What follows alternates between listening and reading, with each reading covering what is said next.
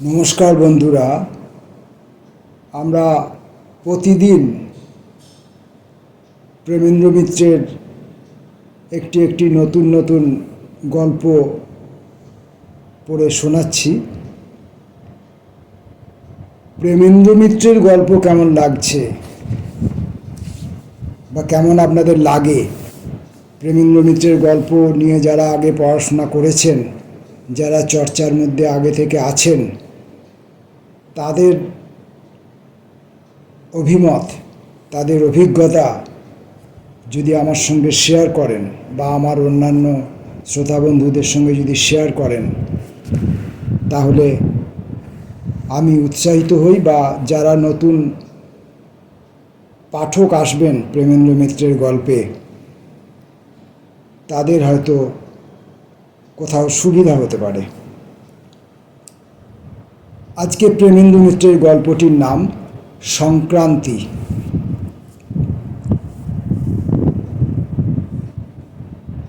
কম্বলের তলা থেকে অখিল সমস্ত শুনতে পাচ্ছিল।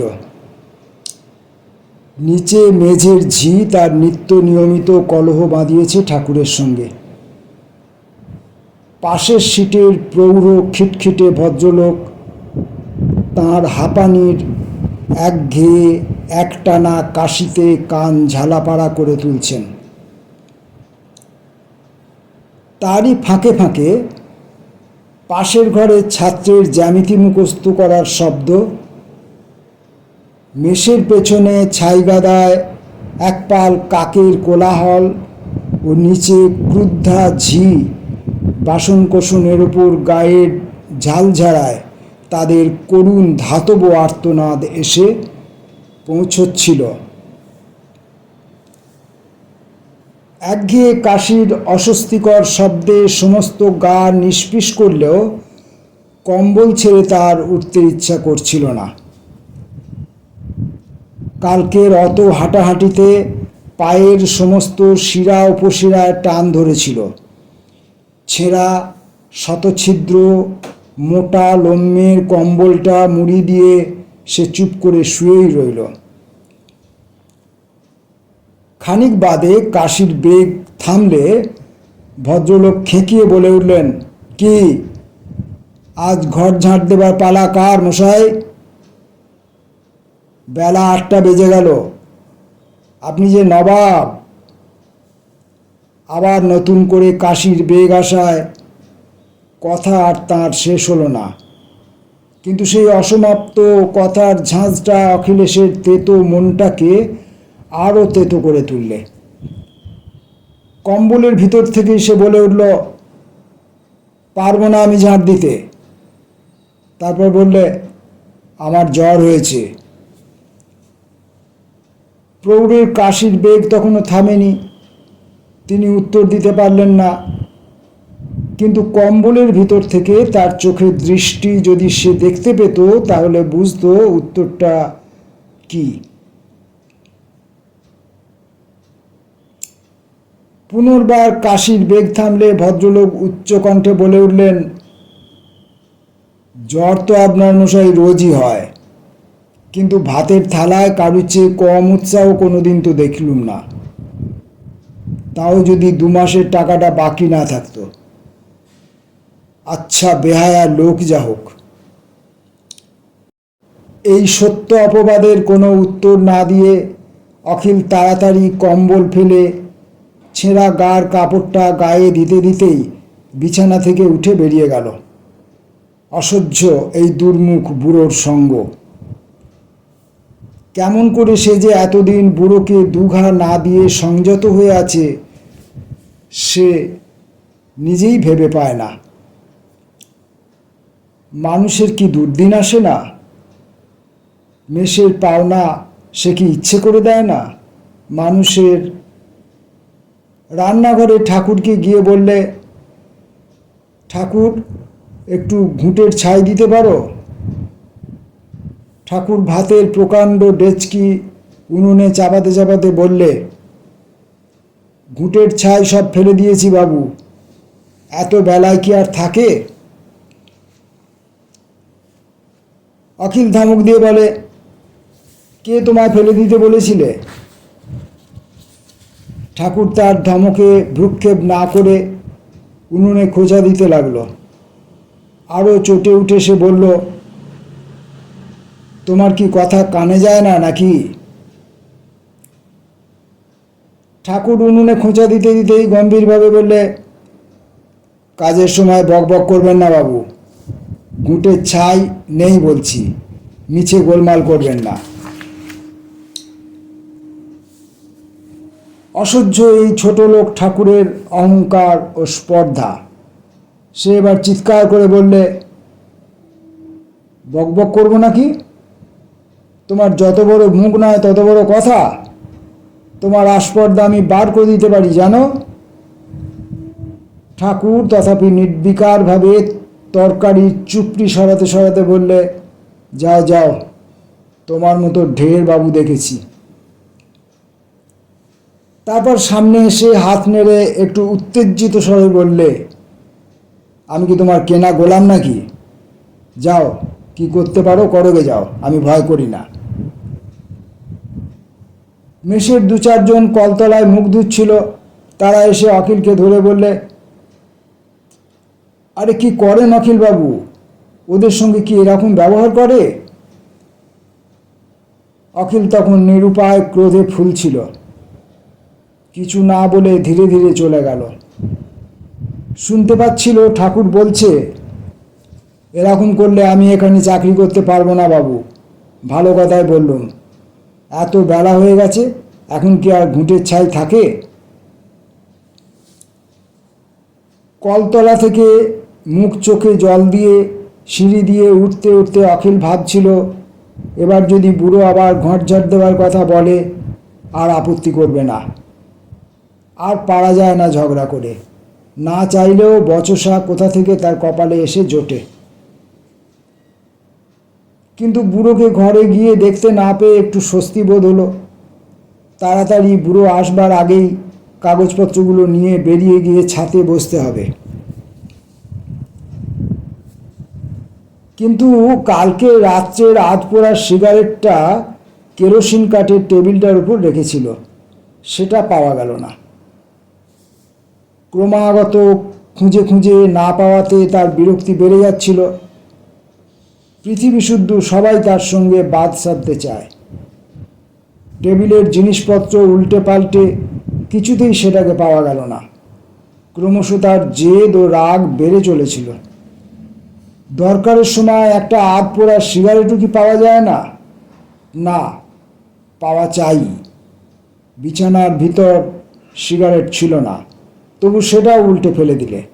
রাগে তার ইচ্ছা হচ্ছিল টেবিল চেয়ার সমস্ত ঘরের আসবাবপত্র গুঁড়িয়ে চুরমার করে ফেলে। রাগে তার ইচ্ছা হচ্ছিল টেবিল চেয়ার সমস্ত ঘরের আসবাবপত্র গুঁড়িয়ে চুরমার করে ফেলে। তার সঙ্গে কারসাজি করে যেন তারা মজা দেখছে। বুড়ো কখন দরজায় এসে দাঁড়িয়েছে অখিল টের পায়নি। বুড়ো ভদ্রলোক এবার খ্যাঁকশিয়ালের মতো গলায় চিৎকার করে সবাইকে ডেকে বললেন, দেখে যান মশাইরা, অখিলবাবুর কাণ্ড কারখানা দেখে যান। আপনারা ভাবেন বুঝি খিটখিটে বুড়ো ইচ্ছে করে ঝগড়া বাঁধায়। আজ দেখুন তো এরকম লোকের সঙ্গে কি করে এক ঘরে বাস করা যায়। উনি তো একদিনও ঘর পরিষ্কার করবেন না, কিন্তু এমনি করে সমস্ত ঘর ছন্নভন্ন করলে আরেকজন থাকে কি করে? 2-4 জন এসে দরজায় দাঁড়িয়েছিল। অখিল কোনো দিকে ভ্রুক্ষেপ না করে রাগে টেবিলের উপরকার ময়লা পুরনো খবরের কাগজগুলো টেনে টেনে মাটিতে ফেলতে লাগলো। বাইরের একজন ভদ্রলোক জিজ্ঞাসা করলেন, কি হয়েছে অখিলবাবু, কিছু কি হারিয়েছে? আগে হ্যাঁ, আমার সিগারেটটা। আর একজন বললেন, আপনার পায়ের কাছে পড়ে রয়েছে ওইটা কি? সত্যি, আধপোড়া সিগারেটটা পায়ের কাছেই পড়েছিল। অখিল সেটা কুড়িয়ে নিলে। একজন বলে উঠলেন, ওইটুকুর জন্য এত কাণ্ড? একটা হাসির রোল উঠল। কাগজ আর দোয়াত কলম নিয়ে অখিল তাড়াতাড়ি বেরিয়ে গেল। বুড়ো পেছন থেকে বলে উঠলেন, বলি, জিনিসপত্রগুলো আমায় গুছিয়ে রাখতে হবে নাকি? সত্যই তো। সে ফিরে এসে কাগজপত্র, জিনিস ইত্যাদি বিছানার ওপর গাদা করে রেখে বেরিয়ে গেল। লোকগুলো হাসছিল। নিজেকে সমস্ত পৃথিবীর দ্বারা বঞ্চিত ও লাঞ্ছিত জেনে নিজেকে ঘা দেওয়ার একটা তীব্র বেদনা ভরা আনন্দ আছে। সে নিজেকে অমনি করে পীড়া দিচ্ছিল। দোতলার ছাদের যে কোণটায় একটা ভাঙা টুলের ওপর সে বসেছিল, সেখান থেকে সমস্ত মেষের দৃষ্টিপথের আড়ালে থাকা যায় ও উত্তরের সমস্ত উন্মুখ শহরের দৃশ্য চোখে পড়ে। শীতের দিনে প্রথম রোদের খানিকটা কিরণও সেখানে পড়ে। সামনেই নতুন বাড়িটা তৈরি শেষ হয়ে গেছে। সকালবেলা আর মিস্ত্রিদের গোলমালের উপদ্রব নেই। এই নিরিবিলি জায়গাটিতে বসে সে অতীত জীবনের কাঁটাগুলোকে নাড়া দিয়ে নতুন করে পুরাতন বেদনার স্বাদ গ্রহণ করছিল। বড় বড় দুঃখ নয়, খুব গভীর বেদনার কাহিনীও নয়।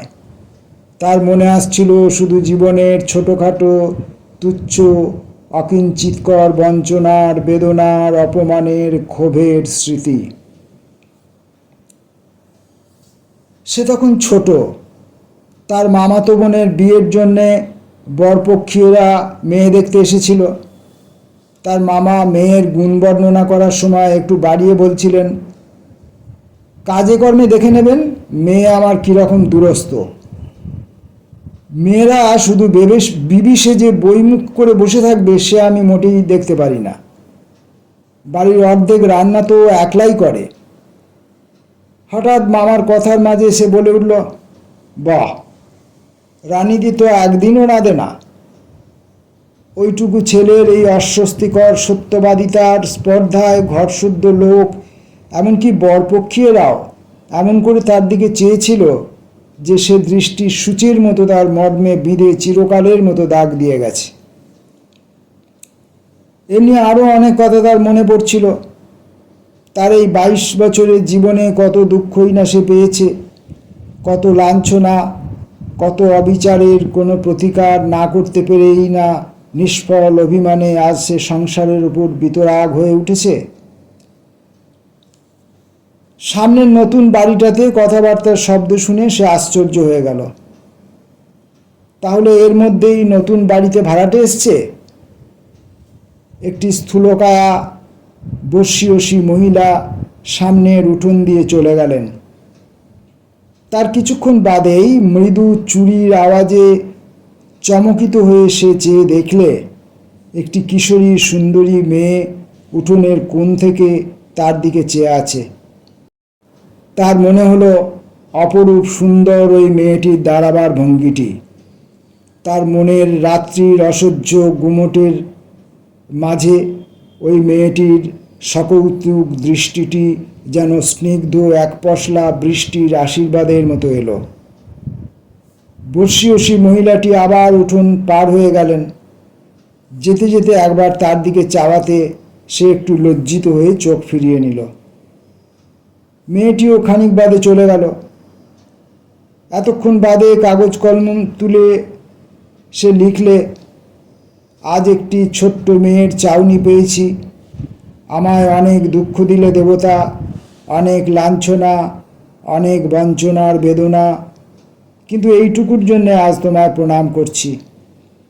একটি কিশোরীর সকৌতুক চাহনি, তার ভিতর বিপুল কোনো ইঙ্গিত নেই, কোনো আশাতীত আশ্বাস নেই, তবু এই চাহনিটুকুর জন্য তোমায় প্রণাম দেবতা। কত চাহনিই এ জীবনে দেখলুম, ঘৃণার বিষে ক্রূর, অবজ্ঞার আঘাতে কঠিন, লালসার উগ্রতায় ফেনিল, আর আজ জীবনের মরুপথে এই একটি স্নিগ্ধ অসংকোচ নিষ্পাপ চাহনি। তুমি সংসারে বীভৎস ব্যাধি দিয়েছ, মানুষের হৃদয়ে নির্মমতা দিয়েছ, পৃথিবী জোড়া হাহাকার দিয়েছ, কিন্তু কিশোরীর চোখে এই অসীম রহস্যও দিয়েছ, আর আমায় সে রহস্যের আনন্দ উপলব্ধি করার ক্ষমতা দিয়েছ। তোমায় বারবার নমস্কার দেবতা। লেখা শেষ করে অখিল ভাবলে, না, হতাশ হলে চলবে না। আবার নতুন উৎসাহে কাজের খোঁজ করতে হবে। জীবনে অনেক কিছু করবার আছে, কিন্তু মেয়েটিকে আর একবার দেখবার ইচ্ছে হচ্ছিল। সে সেইখানে দাঁড়িয়ে গুনগুন করে গান গাইতে লাগলো। হঠাৎ যেন বজ্রাহত হয়ে সে চুপ করে গেল। বর্ষীয়সী মহিলাটি উঠোনে নেমে তীক্ষ্ণ উচ্চস্বরে বলছিলেন, কোথাকার ছোট লোক রে? ভদ্রলোকের বাড়ির মেয়ে ছেলের দিকে হাঁ করে চেয়ে থাকা, গান গাওয়া, কি এসব? ডাক তোমাকে, এক্ষুনি একবার গিয়ে ভদ্রলোকের বাড়ির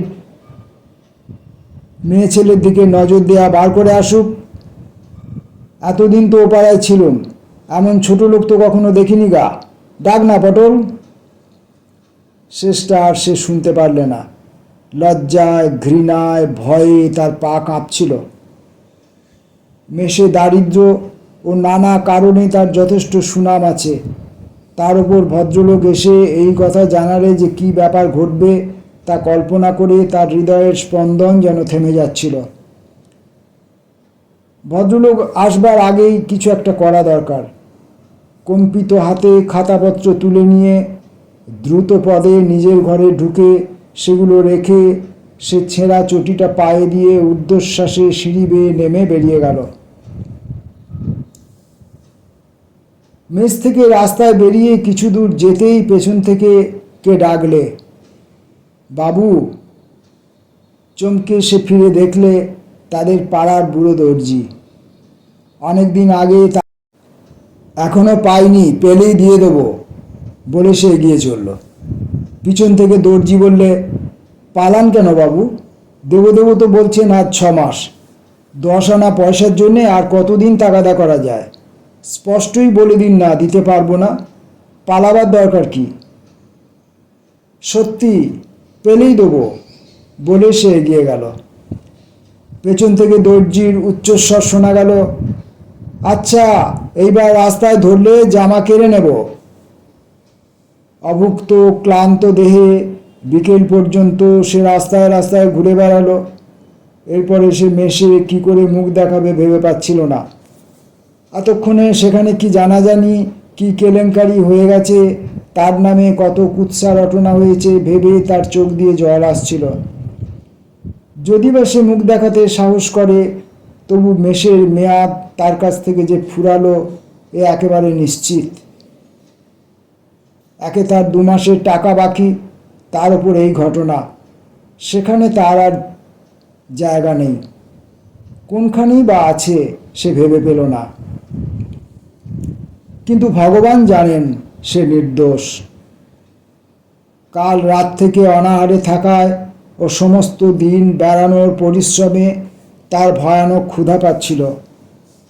কিন্তু একটু বিশ্রামের জায়গা যাকে কেউ দিতে রাজি নয়, তার ক্ষুধার আবেদন কে কানে দেবে? আর সে কোন লজ্জায় চাইবে? এক বন্ধুর কাছে বহুদিন আগে 20টা টাকা ধার করেছিল। আজ ঘুরতে ঘুরতে তার সামনে গিয়ে পড়েছিল। ইচ্ছা ছিল একটা মিথ্যা ওজর দিয়ে পাশ কাটিয়ে যাবে, কিন্তু বন্ধুই নীরব অবজ্ঞায় তাকে উপেক্ষা করে সামনে দিয়ে চলে গেল। মিথ্যা ওজর সে অনেকবার শুনেছে। বন্ধু চলে গেলে মনে হয়েছিল তাকে আজকে দুঃখ জানিয়ে একটা টাকা চাইলে সে কি দিত না? বড় লোকের ছেলের একটা টাকায় কি যায় আসে?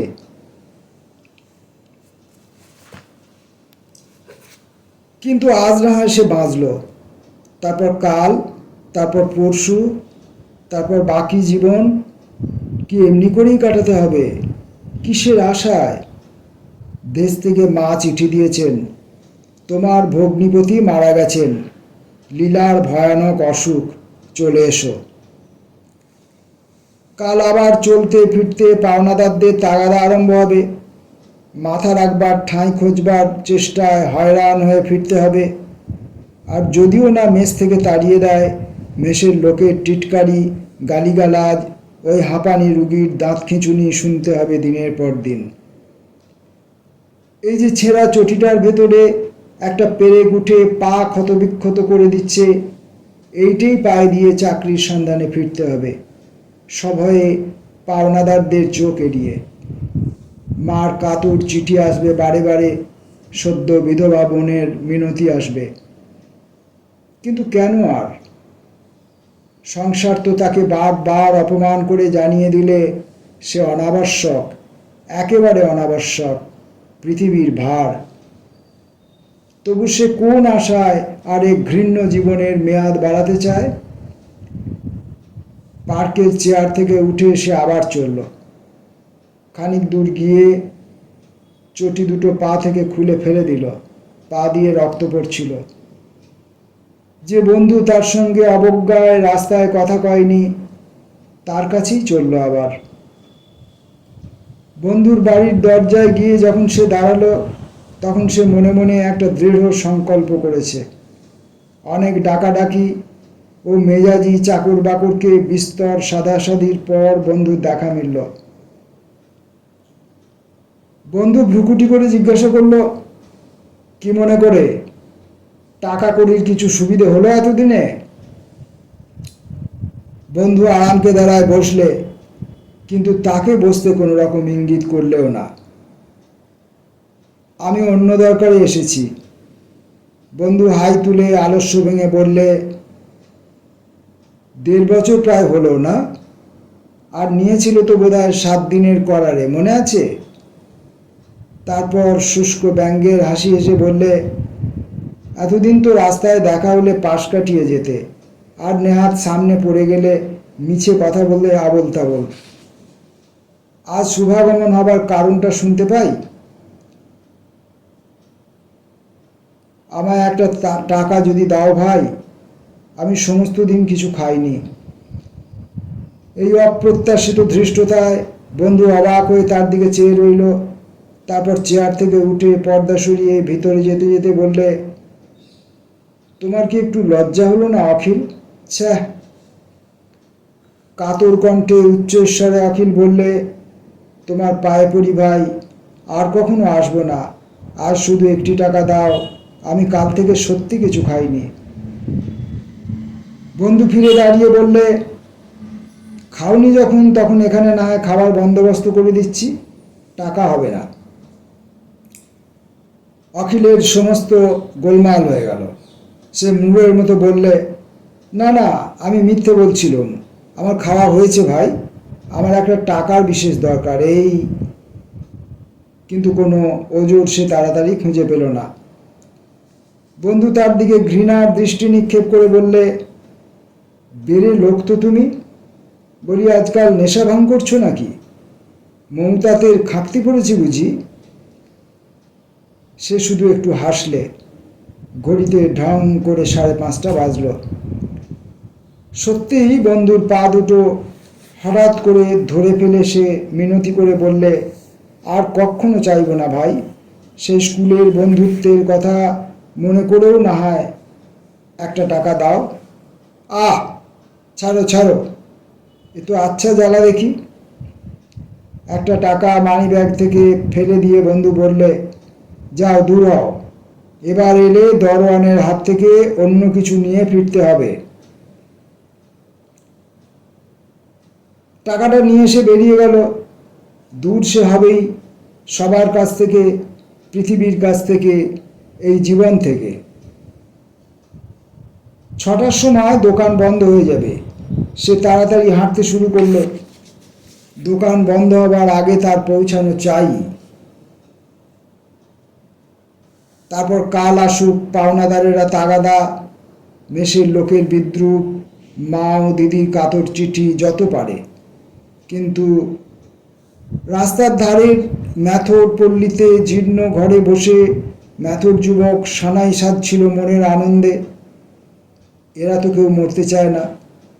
কঙ্কালসার শীর্ণ দেহ বৃদ্ধ অথর্ব ভিখারি রাস্তার ধারে হাত বাড়ালে এও তো বেঁচে থাকবে। অনেকখানি পথ, বোধহয় সময় মতো পৌঁছতে পারবে না মনে হতে অনিচ্ছা সত্ত্বেও মনটা যেন খুশি হয়ে উঠল। সে নিজেকে বোঝালো, তার তো সময় মতো পৌঁছাতে অনিচ্ছা নেই। তবে যদি নেহাত আজ না পারা যায় তো কি হবে? সে তো কাপুরুষের মতো সংকল্প ত্যাগ করেনি, আজ না হয় কাল আছে। নিজেকে কাপুরুষের অভিযোগ থেকে মুক্ত করবার জন্য সে জোরে হাঁটতে শুরু করল। কিন্তু যখন একটা বড় বাড়ির সামনে এসে সে ভেতরের দেয়াল ঘড়িতে দেখলে 6টা বেজে গেছে, তখন খুশি না হয়ে থাকতে পারলে না। তবু সে দোকানের দিকে হাঁটতে লাগলো। দোকানদার তখন একটা দরজা বন্ধ করে আর একটা টান দিয়েছে। সে দোকানের সামনে পৌঁছেও ফিরল। কাল যথেষ্ট সময় আছে। কিন্তু তাকে ফিরতে দেখে দোকানদার কি মনে করে বললে, এইটুকুর জন্য আর ফিরবেন কেন, আসুন। সে চমকে ফিরে বললে, না থাক, কালই আসবো না হয়। দোকানদার আপ্যায়িত করবার জন্য বললে, সে কি বাবু, এইটুকুর জন্য ফিরে যাবেন? আসুন আসুন। না না, আইন ভেঙে দরকার নেই। দোকানদার চারদিকে একবার দেখে নিয়ে চোখ মুটকে বললে, কিসের আইন বাবু? এই হাতে কত। কথাটা সে আর শেষ করলে না, আর একবার চোখ মুটকে বুঝিয়ে দিলে। 1 টাকার আফিম শুনে সে একবার অখিলের মুখের দিকে তাকালে, তারপর হেসে বললে, বুঝেছি বাবু, আমরা লোক দেখলেই চিনতে পারি।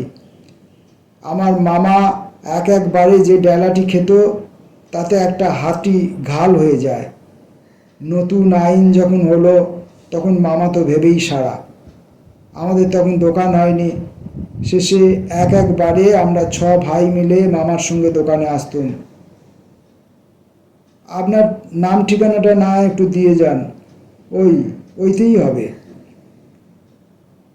দুরন্ত শীতের রাতে 10টার সময় পথে কেউ বড় ছিল না। এতক্ষণ লক্ষ্যহীনভাবে সময় কাটাবার জন্যে ঘুরে ঘুরে অখিল মেসের দরজার কাছে এসে দাঁড়ালো। শীতেই হোক বা ভয়েই হোক, তার বুকের ভিতর পর্যন্ত কাঁপছিল।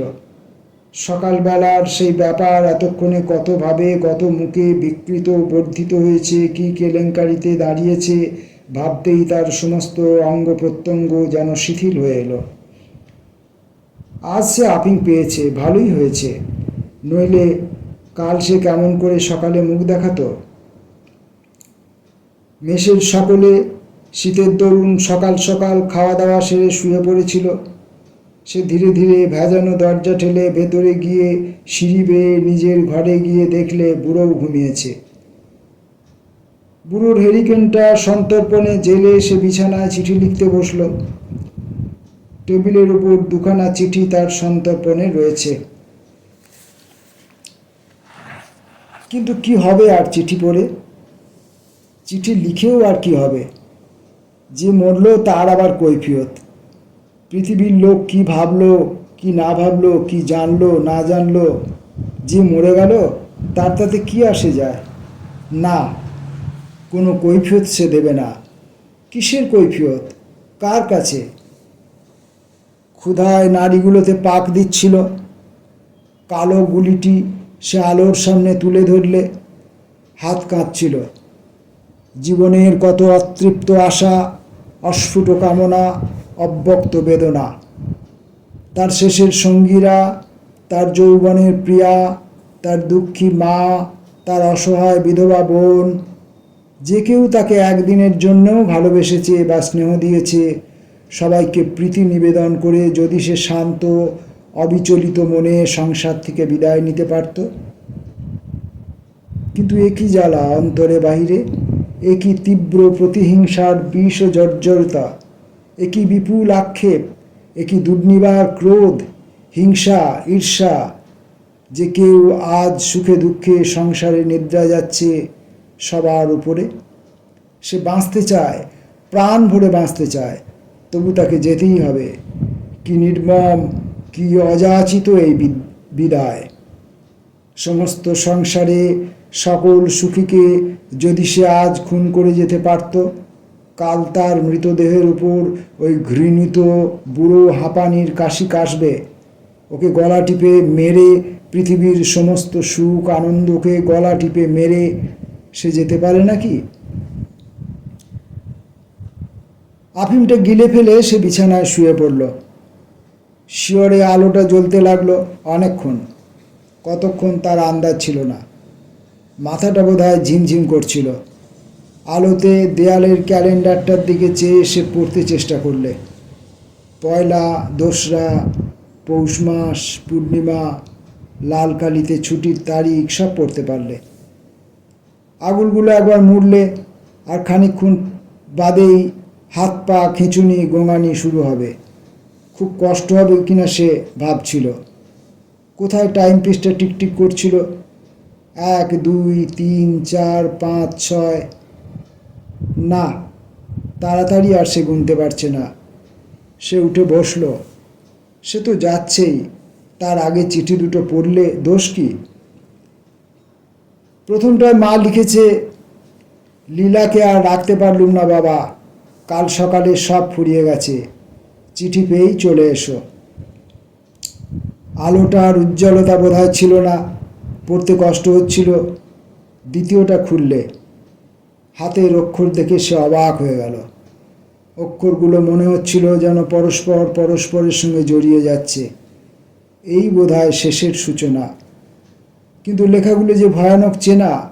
আলোটা আরও উজ্জ্বল করে দিয়ে বেশ একটু কষ্ট করেই সে চিঠিটা আগ্রহ সহকারে পড়লে। সে লিখেছে, এতদিনের নীরবতার পর।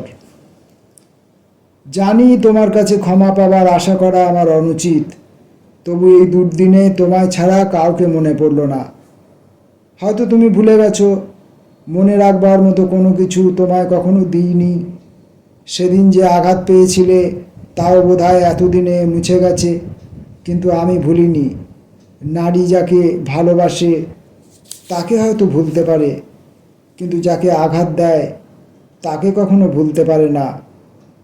হয়তো বাচালতার মতো শোনাচ্ছে, তবু না বলে যে পারি না। তা বলে মনে করো না এতদিন বাদে তোমার কাছে আমার প্রেম ভিক্ষা করতে এসেছি। তোমার প্রেমের অত অযোগ্য আমি নই। নিজের জন্য কোনো নিবেদন নিয়ে আসিনি, নিজের জন্য চাইবার আর কিছু নেই। কিন্তু একবারটি এসো। এই বিদেশে আমি একলা মেয়ে মানুষ, এই শয্যাগত রোগীকে নিয়ে যে কি অসহায় অবস্থায় আছি বলতে পারি না।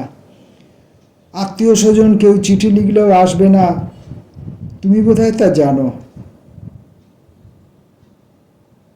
চিঠিটা পড়ে কি আফিমের দরুন বোঝা গেল না। মাথাটা ভয়ানক ঝিমঝিম করছিল। শেষটুকু পড়ে উঠতে পারবে ভেবে তার বুক কেঁপে উঠল। প্রাণপণে চেতনা সংগ্রহ করে চিঠির উপর নিবিষ্ট করে করে সে পড়তে লাগলো। সব ইতিহাস এই চিঠিতে বলা যায় না। এইটুকু শুধু শুনে রাখো যে তার স্বেচ্ছাকৃত অমানুষিক অত্যাচারের ফলেই আজ তাঁর এই নিদারুণ ব্যাধি ও আমার এই ভয়ানক অবস্থা। একলা আমি রোগীর কাছে থাকব না অন্য বন্দোবস্ত করব? 3 বছরের ছেলেটা আমার অযত্নে মরতে বসেছে। এই দুঃসময়ে কারুর কাছে আবেদন করার আমার নেই, কারুর কাছ থেকে সাহায্য পাবার আশাও নেই। একদিন তুমি যাকে ভালোবেসেছিলে, আজ তার মিনতিতে সেই পুরাতন প্রেমের স্মৃতিটুকুর জন্যেও তার সব অপরাধ সব ত্রুটি ক্ষমা করে একবার তার সাহায্য করতে আসতে পারবে নাকি?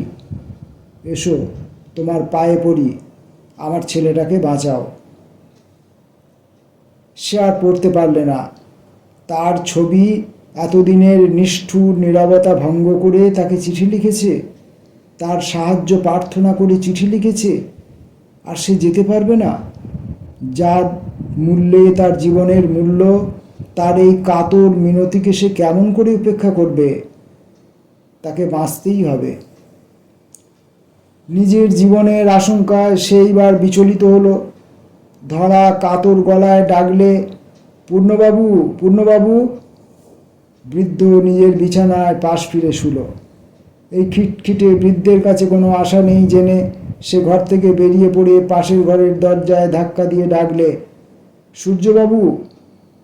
কটুকণ্ঠে একজন উত্তর দিল, রাত দুপুরে কি ডাকাডাকি? কান্না ধরা গলায় সে বললে, একবারটি খুলুন সূর্যবাবু, বড় দরকার। এত রাত্রে কোনো দরকার নেই, যান। আমি আফিম খেয়েছি সূর্যবাবু, আমায় বাঁচান। আর নাকামি করতে হবে না, যান। সকালবেলা যে কেলেঙ্কারি। অখিল আর শুনলে না।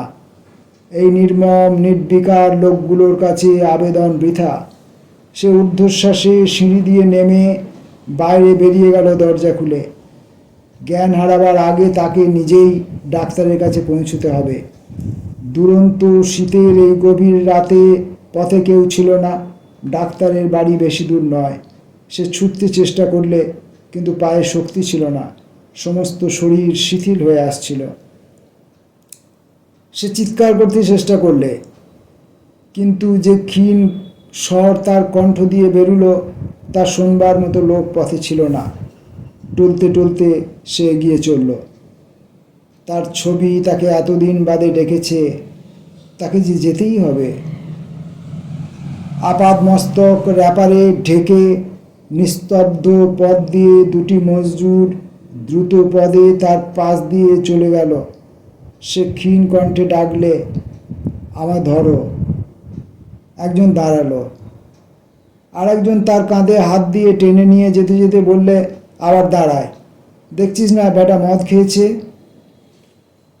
কোনো মতে ডাক্তারের বাড়ির বন্ধ দরজার পাশে গিয়ে সে লুটিয়ে পড়ল। সমস্ত শহর নিস্তব্ধ। দূরে কোথা থেকে শুধু গোটাকতক নিদ্রাহীন কুকুরের কলহ কোলাহল তার কানে ক্ষীণভাবে এসে পৌঁছচ্ছিল। শিথিল দুর্বল হাতে ডাক্তারের দরজায় ঘা দিয়ে সে কাতর কণ্ঠে ডাকতে চেষ্টা করলে, ডাক্তারবাবু। কণ্ঠ থেকে সে স্বর বাইরে পৌঁছল না বোধহয়। আবার সে আঘাত দিলে, আবার আবার কিন্তু সে আঘাত ক্রমশ ক্ষীণ হতে ক্ষীণতর হয়ে আসছিল। তার হাতের মুঠোয় তখন ছিল তার ছবির চিঠি।